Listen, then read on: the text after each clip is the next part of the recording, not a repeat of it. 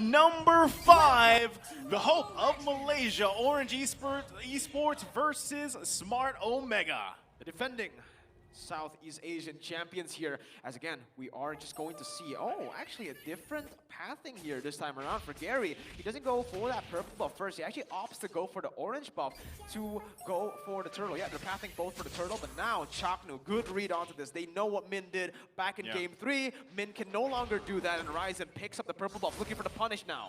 Min going to not be able to steal that away. Both Min and Man gonna get caught out by that, but again, this is the early game, not enough damage yet to really pick anyone off. I'm gonna be curious as well, especially on Born, on this Benedetta in the EXP lane. I have seen him play it once or twice, but I didn't know it would be comfortable enough for him to pick it in this final series. Yeah, so already a good start here for Smart Omega, right? They don't want the same situation to happen, so they protect the jungle. Meanwhile, a big question mark is, how do you utilize this Benedetta pick in the XP lane versus, Renzio on this Esmeralda? You always can fall back on that plan B. You can split push, you can cause pressure around the map, but at the same time, you want to be able to utilize that pick for those team fights, whether that's to bait ultimates out from Smart Omega or just play around that kind of pressure.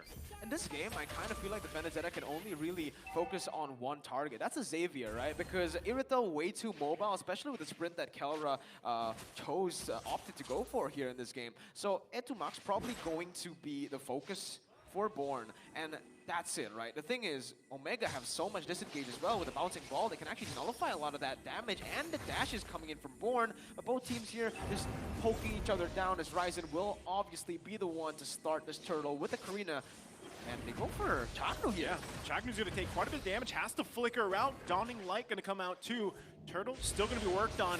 There you go. Gary could be looking for a play here or goes for the turtle. It's going to be secured here though by Ryzen, but Gary does fall. First blood going in the hands of Etumax. Now Renzio going to be the focus here. Mid and Man finding one, but the knockup is there. 2 fall for Orange Esports. That's a good start for Omega right there, making use of the fact that even though the Dark Knight Pulse was already popped out, Ryzen was still able to time the retribution properly. They pick up Gary afterwards, they get another one, and down here in the bottom lane as well, Valens going to have some trouble against Kelra. Oh, he got hit by the Dawning Light too, if I'm not mistaken there. Yeah, this is just not a good matchup for Wade Chaknu. Oh, I thought he was going for the dive there. He's just checking. He's just checking, he's just checking at it. Yep, pretty much.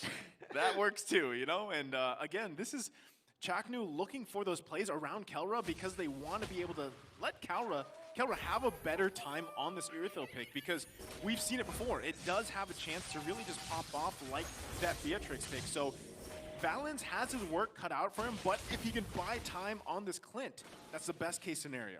Yeah, absolutely the best case scenario. This gold lane, again, is going to be heavily prioritized by both teams because they don't want Kelra to come online on orange, and Omega, that's exactly what they want to happen. Meanwhile, in the EXP lane, Born will definitely have a bit more difficulty against Renzio split pushing simply because Esmeralda is pretty strong.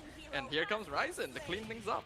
Good pickoff from the side of Omega right now as they look for the trade in the bottom side. Chaknu go, Wade the Dragon. There you go, Wade the Dragon. But look at this setup coming out from Chak Mamba. Can they follow it up? That's going to be the kill going to Etumax, and they're just taking one after another here. Now focusing on Man. Kelra should be able to get another kill here. Oh, yeah, actually going to get quite a bit of health back. Kelra now on the retreat, so still able to survive. But Smart Omega finding some kills. Huge by Chak Mamba, and that's why we all just gasped after that Kufra pick, right? That's a signature pick. That's what we've been waiting for from Chaknu, and now it's time to take a look at the emblems once again for both of these teams. I think what is going to be the most interesting emblem out of them all here is the fact that Man did decide to go for Mystery Shop on the Julian. You typically would see more utility options right now, but it does look like he wants to use this to scale up. I'm wondering if he's going to be sticking to the same build overall, but they know that they need to rely on Man's damage towards that mid game. Yeah, and right now, Turtle's going to be the focus here. It's less than half health. There's going to be the way of the Dragon. Can they find the kill? Ryzen gets the Turtle. The Valens is in trouble. Chaknu finds another one. That's going to be a killing spree now for Ryzen. They're turning this one around. Born trying to find something, but the killing spree for Etumax. They find kill after kill, plus the Turtle. It's a disaster for Orange Esports here, man. Omega already again with that 7 kills in the 5th minute of the game. 3,000 gold lead. They take that mid lane turret. The pressure's all theirs theirs now. They can control the tempo, they can control the game. Orange Esports will be forced to play the enemy's tempo, and there you have it. Once again, Born trying to find some compensation, trying to look for the trades, but in the end, he's going to be the one forced to back up, and there's nothing that they can take on the board.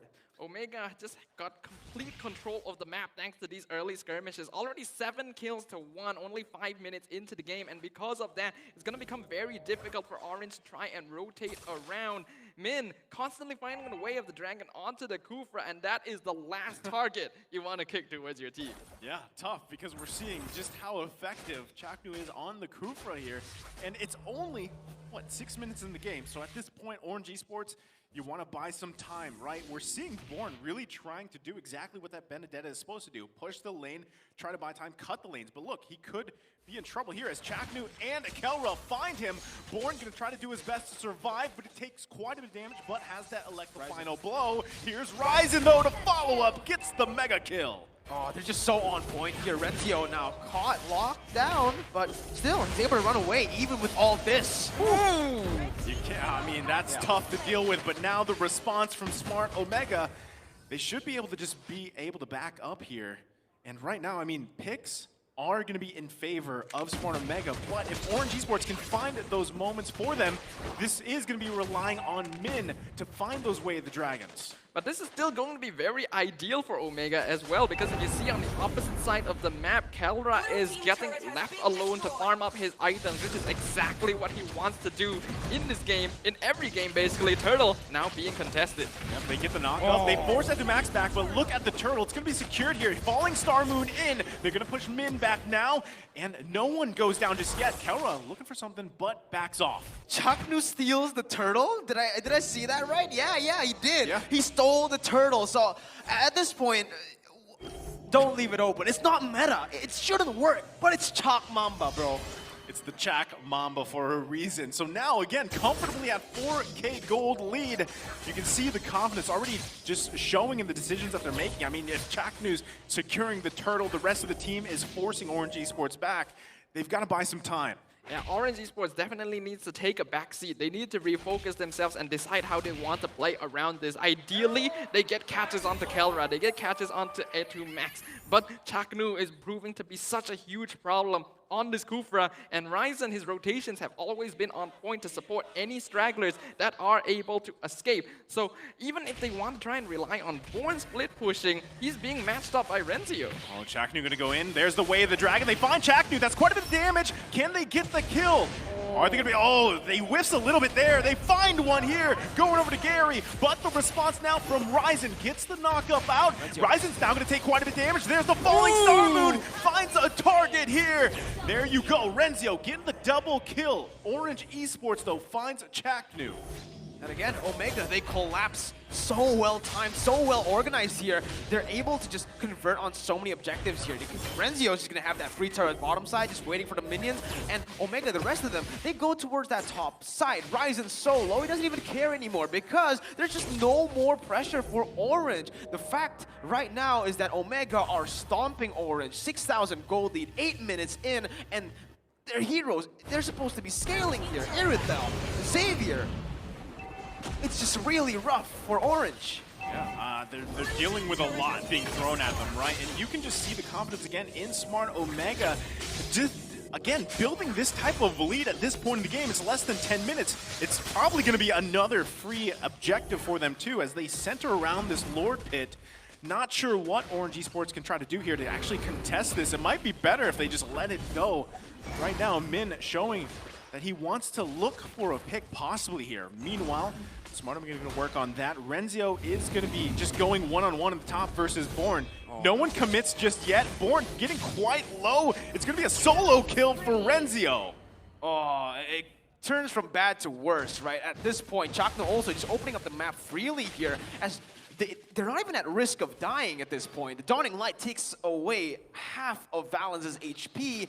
This is where the items, the XP difference and all the gold as well is making such a big difference, right? Etumax, one Dawning Light, I think takes half HP of everyone here from Orange. Yeah, and at this point, Renzio can just pretty much just go in front of it, whoever he wants to. There's the combination. Gary has to back out, use that Darkness Falls for defensive.